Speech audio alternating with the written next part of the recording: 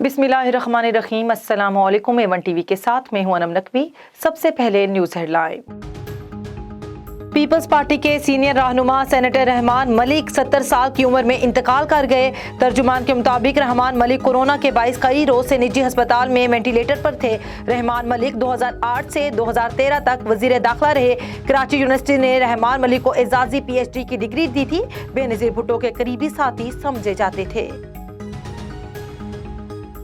वज़ीर आज़म इमरान खान 2 रोज़ा अहम दौरे पर आज रूस जाएंगे। वज़ीर आज़म वफ्द समेत शाम 6 बजे मास्को पहुंचेंगे। शाह महमूद कुरैशी, फवाद चौधरी, हमाद अजहर, मोहित यूसुफ, असद उमर साथ होंगे। वज़ीर आज़म के मोमिन ख़ुसूसी शहबाज गिल मास्को पहुंच चुके। शहबाज गिल ने कहा, वज़ीर आज़म का दौरा रूस तारीखी साबित होगा।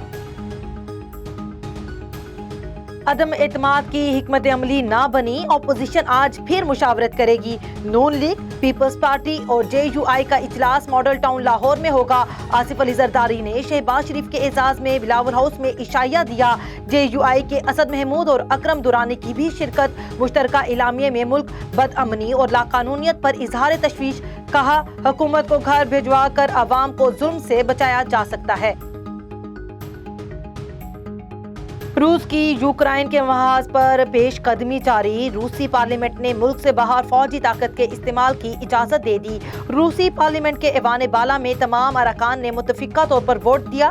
पार्लियामेंट ने रूसी सदर के फौज भेजने के इकदामात की तौसीक कर दी।